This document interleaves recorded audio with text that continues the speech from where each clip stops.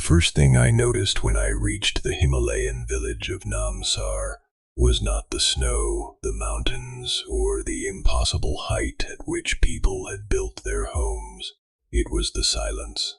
A silence so heavy it felt like the entire valley was holding its breath. There were no barking dogs, no goats calling from wooden pens, no birds scattering from rooftops. For a village of nearly 300 people, it felt abandoned. But it wasn't. Every window had a face behind it. People watched us arrive with the same expression, fear mixed with exhaustion. They looked at our cameras, our equipment, our phones, and then they looked at the sky, not at the clouds, not at the mountain peaks, at the position of the sun. They were counting the hours, because in Namsar, nobody wanted to be awake at midnight, and nobody wanted to be asleep. The villagers had lived with the same nightmare for generations. Every night, exactly at 12 a.m., every single person in the village experienced the same dream at the same time. Not a similar dream, the exact same one. A dream where they stood inside a dark, endless room beneath the mountain. A room they had never seen before, yet every villager could describe perfectly. The stone walls, the freezing air, the sound of something breathing behind them, and the door, a massive wooden door covered in scratches from the inside. The nightmare always ended the same way. The door opened. Something on the other side whispered the dreamer's name. Then they woke up, every person, at the exact same moment. My name is Daniel, and I had traveled to Namsar with a small documentary team to investigate what many outsiders believed was just a local legend. Our goal was simple: record the phenomenon, interview the villagers, and determine whether this was mass hysteria, a psychological pattern, or something nobody had been able to explain. The journey itself should have warned us. The village was hidden beyond 3 mountain passes, reachable only by a narrow road carved along cliffs, where one mistake meant falling hundreds of meters into frozen valleys below. Our guide, a local man named Tashi, barely spoke during the final hours of the climb. When I asked him why the village had no animals, he looked uncomfortable. There used to be many, he said. Dogs, everything. What happened to them? He stared through the windshield at the distant houses. They stopped sleeping. I laughed, thinking he was making some kind of joke. He didn't laugh back. The first person we interviewed was an elderly woman named Amalamo. She was nearly 90 years old and had lived in Namsar her entire life. Her small wooden house was reinforced in ways I had never seen before. The bedroom door was not normal. It had iron bars crossing it horizontally and vertically. Thick chains were attached to both sides. The frame itself had been rebuilt with stone supports. Almost every home in the village had the same design. Why are the bedroom doors reinforced? I asked. Amalamo looked at me for several seconds. Because when you dream, she whispered, you forget which side of the door you are standing on. I asked her what that meant. She looked toward the bedroom. You wake up thinking you escaped. The room became quiet. Then she continued, but sometimes the door is already open. Our cameraman Mark lowered his camera for a moment. You mean someone opens it? Amalamo shook her head. No, her voice became softer. It opens from the wrong side. That was the first moment I felt the story changing, because everyone in Namsar had the same details. They all described the same door, the same room, the same feeling of something standing behind them. Children described it. Adults described it. People who had never met described it. And every single person insisted the thing behind the door was not a person. It was something older, something waiting. The younger villagers were the most skeptical. Many of them had grown up with smartphones, satellite internet, and modern technology. They believed their ancestors had mistaken a shared fear for something supernatural. A 19-year-old named Pima told us she had spent months trying to prove the phenomenon was fake. I wanted evidence, she said. She showed us her phone. The previous year, she and several friends had placed cameras in their rooms to record themselves during midnight. At 11:59, everything worked, she explained. The cameras recorded. The phones were fine. The batteries were full. Then she showed us the footage. At first, it looked normal. The room was dark. Pima was sitting on her bed. Her friend was recording from another house. The clock changed to 12. The screen froze. Then the video corrupted. Not like a damaged file. Something stranger. The image stretched. The room twisted. Pima's face became distorted for a few seconds, as if the camera was trying to capture something that wasn't supposed to fit inside the frame. Then the audio started. A low whisper. Not one voice. Hundreds. I asked her what happened after. She didn't answer immediately. Finally, she said, the video stopped at 12:01. And she looked at the floor. When I checked my phone the next morning, there was one more file. What was in it? She swallowed. I don't know. Why not? Because it was a video of my bedroom. I waited. She continued. Recorded from inside my closet. The room went silent. Did you open it? Her eyes moved toward the window. No. Why? Because the closet door was locked. The longer we stayed in Namsar, the more the village began to affect us. During the day, it was almost peaceful. Snow covered the mountains like a white ocean. Smoke rose from chimneys. People worked, cooked, and talked. But 30 minutes before midnight, everything changed. At 11:30 p.m., the village died. Not slowly, instantly. Doors closed, lights dimmed, conversations stopped. Even the wind seemed quieter. Nobody walked outside. Nobody looked toward the mountain. Our team noticed the change on our second night. We were preparing our equipment in the main house when Tashi suddenly stopped speaking. What time is it? He asked. I checked my watch. 11:31. His expression changed. Put the cameras away. Why? Because you don't want to record this. That made me curious. Isn't that why we came here? He looked at me with genuine concern. No. You came here because you think you are watching them. He pointed toward the village. But every night, they are watching something else. At 11:45, the rituals began.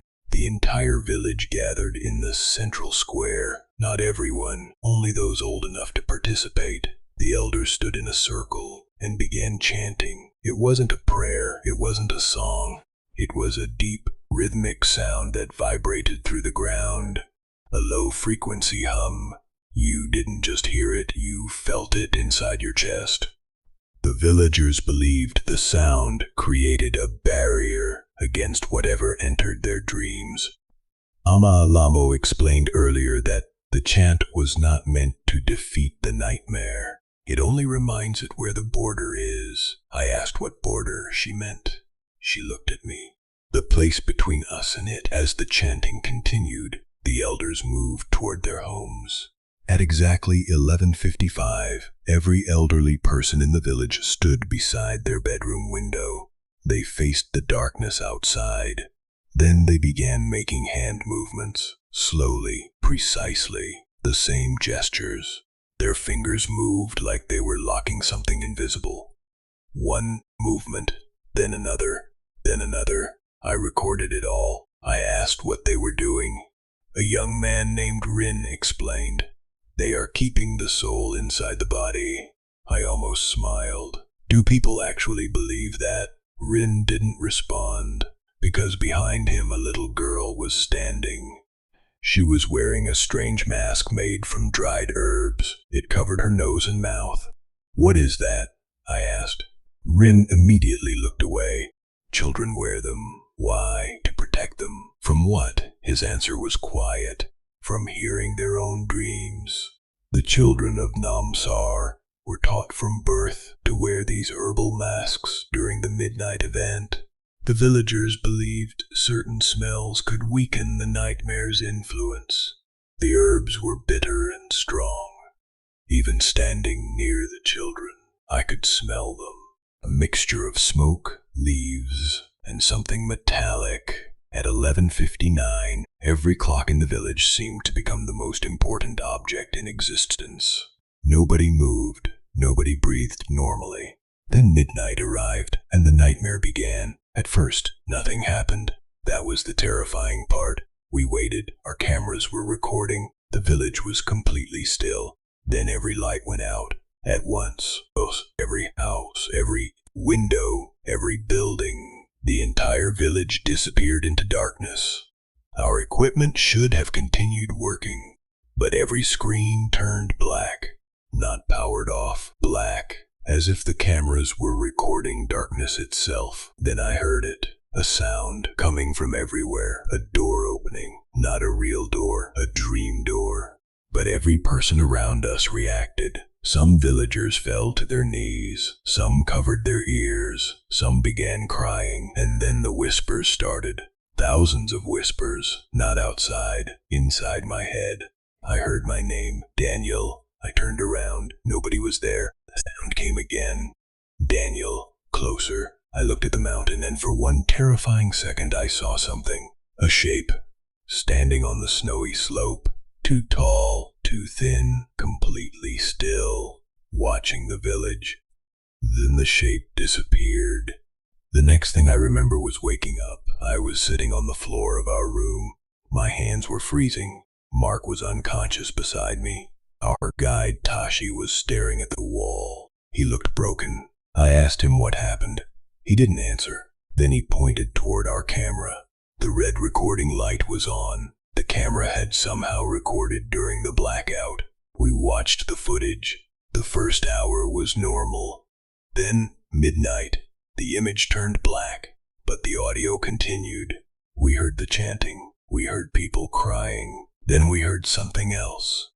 Opening. Then a voice. My voice, but I was asleep.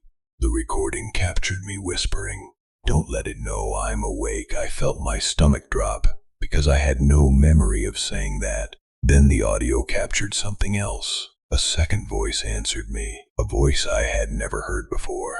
It said, "He already knows." The recording ended. Nobody spoke for several minutes. We left Namsar the next morning, or at least we tried. The path we came through was blocked by a fresh avalanche. We had no choice but to stay another night. That was when the villagers became truly afraid, because outsiders usually left before the next midnight. They believed the nightmare was stronger after someone learned too much. I asked Amalama why. She looked at our equipment, then at me. "The dream is not a place. What is it?" She didn't answer. Instead, she asked me a question. "Did you see the door?" I froze, because I hadn't told her. I had seen it. In my dream, the night before, the same wooden door, the same scratches. But something was different. There were new scratches, fresh ones, and they were on the inside. I told her. Her face changed, not fear. Something worse. Recognition. "You opened it?" she whispered. "No." She shook her head. "You looked at it." She stepped closer. "That is enough." That night, nobody slept. At least, nobody tried. The villagers continued their rituals earlier than usual. The chanting started at 10 p.m. The children wore their masks. The elders stood by their windows. But something felt different. The mountain was silent. Too silent. Then at 11:59, all the villagers suddenly stopped. The chant ended. The gestures stopped. Everyone looked toward the same place. The abandoned house at the edge of the village. A house nobody lived in. A house with no windows. A house with a door that looked exactly like the one from the dream. My camera operator, Mark, whispered, "That wasn't there yesterday." He was right. The house had appeared overnight. Nobody wanted to approach it. But I couldn't stop thinking about the dream, about the scratches, about the voice. He already knows. The door opened slowly. No one touched it. The darkness inside seemed deeper than the night outside. Then we heard breathing. Not one person, hundreds. Like the entire village was breathing from inside that house. The villagers began screaming, not because something came out, because something inside recognized them. Amalamo grabbed my arm. Don't look, but I already had. Inside the doorway was the same room from the dream. The stone walls, the freezing air, the scratches, and standing at the far end was something shaped like a human almost. It had no face, no eyes, no mouth, but I knew it was looking at me. Then it spoke, not with a voice, with a memory. Every terrible fear I had ever felt came back at once. Every nightmare, every moment of loneliness, every time I had felt watched. It showed me that the dream was never shared because the villagers were cursed. The dream was shared because something was trying to enter their world, and it had been practicing for generations. The thing stepped closer, and every villager fell silent, because behind it, inside the darkness, were hundreds of doors, all opening, all at once. The ground shook, the mountain groaned. Then Amalamo pushed me backward. Close your eyes, I did, and I heard her scream. When I opened them again, the house was gone. The villagers were standing in the snow. The sun was rising. Nobody spoke. We left Namsar 2 days later after the avalanche cleared. The footage from that night was mostly corrupted. Almost everything was unusable, except one file. A video recorded after we had left. The timestamp showed midnight. The camera was inside our room back home. I watched it weeks later. I still don't understand how it happened. The video showed an empty room. Then, slowly, the bedroom door opened. The room was dark. A figure stood outside watching. Then the camera moved. Not by itself. Someone picked it up and pointed it toward the bed, toward where I was sleeping.